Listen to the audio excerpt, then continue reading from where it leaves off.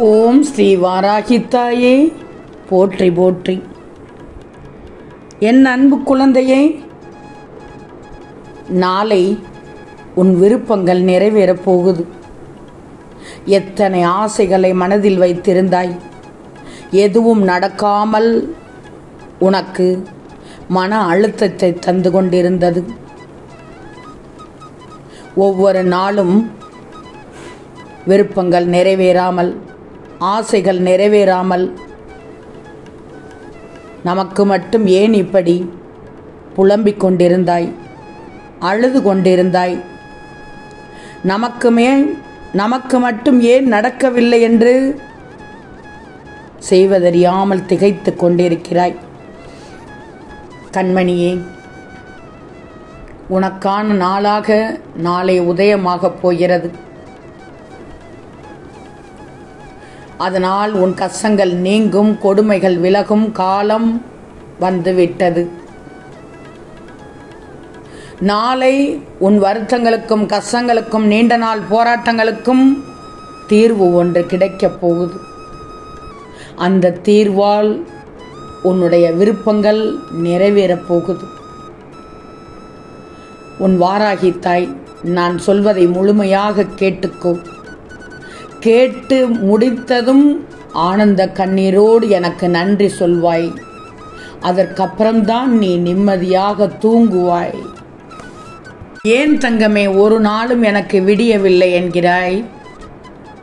உறங்கிய மனிதன் விழித்து எழும் ஒவ்வொரு நாளும் புதிய நாள்தான். நீ தூங்கி எழுந்து விழித்தாலே ஒவ்வொரு நாளும் உனக்கு புதிய நாள்தான். எழும்போது மட்டும் மன உறுதி ஒன்று மட்டும் உன்னிடம் போதுமான அளவு இருந்துவிட்டால் போதும்.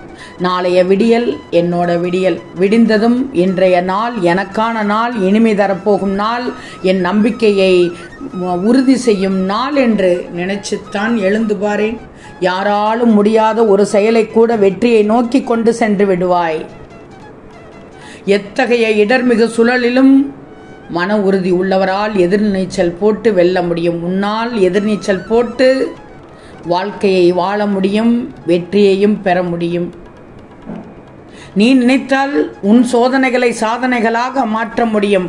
இது ஒன்றும் பெரிய கம்பச்சூத்திரம் அல்ல, நல்லா தெரிஞ்சுக்கோ. கஷ்டமான சூழல் தான், இல்லை என்று சொல்லவில்லை. உன் மன உறுதியை விட்டுவிடக்கூடாது. குழப்பம் இல்லாமல் தெளிவான மனசோடு யோசித்து தான் பாரேன். சோதனைகளை கூட உன்னுடைய அறிவால், உன் புத்தி கூர்மையால், புதிய வழிமுறைகளால், வாய்ப்புகளாக அதை மாற்றி விடுவாய். வாய்ப்புகள் தானே வெற்றிகளுக்கான திறவுகோல். முயற்சி செய், வெற்றி நிச்சயமாகிவிடும், உனதாகிவிடும் தங்கமே.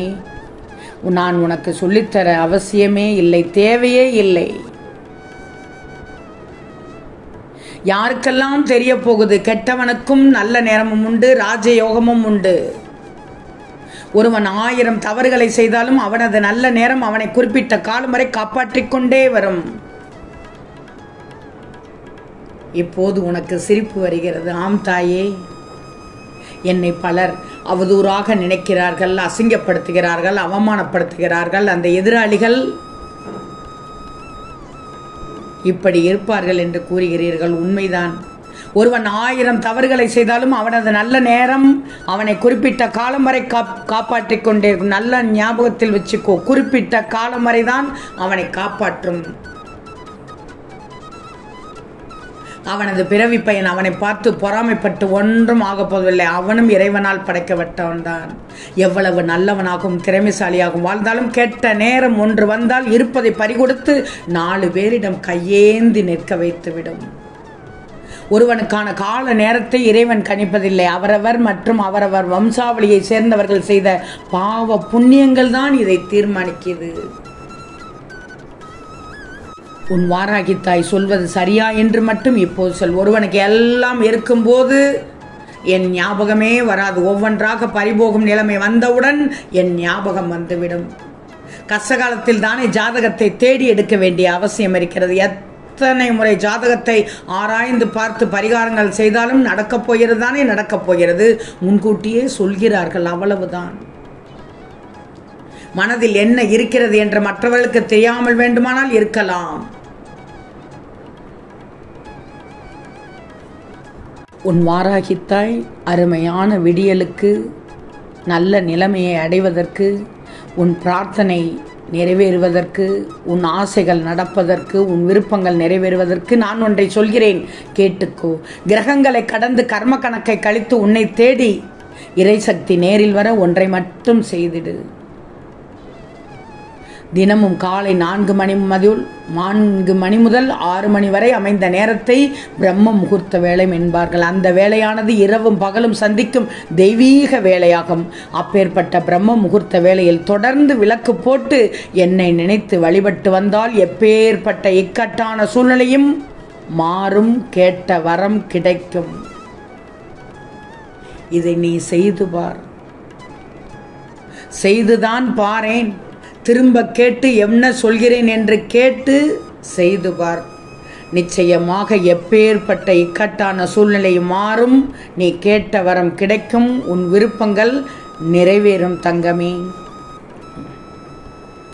நடந்த பின் உன் உற்றார் உறவினர்களுக்கும் நண்பர்களுக்கும் எதை எடுத்து சென்று, நாம் நன்றாக இருந்தால் மட்டும் போதாது, உன்னை சுற்றியுள்ளவரும் நல்லவர்களாக இருந்தால் உன் குடும்பமே தலைக்கும் தங்கமே.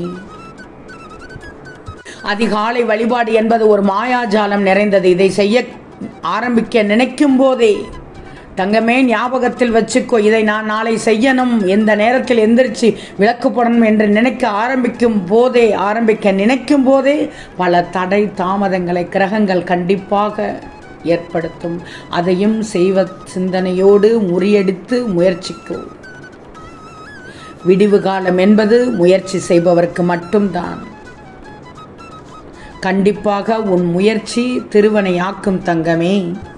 செல்வமே, உன்னை எதிர்நோக்கி வரும் எந்த சந்தோஷ செய்தியும் நீ கேட்பாய். இது உனக்கே உனக்கான வாழ்வு என்று, மகிழ்ச்சிகரமான வெற்றியான நிகழ்வு என்று தொடங்கு. உனக்கு நல்லது நடக்கப் போகிறது. உனக்கான ஒன்று உன்னை தேடி வரப்போகிறது. வாழ்க்கையில் இனி உனக்கு ஒளிமயம் மட்டும்தான். புது வாழ்க்கையை அனுபவிக்கப் போகிறாய்.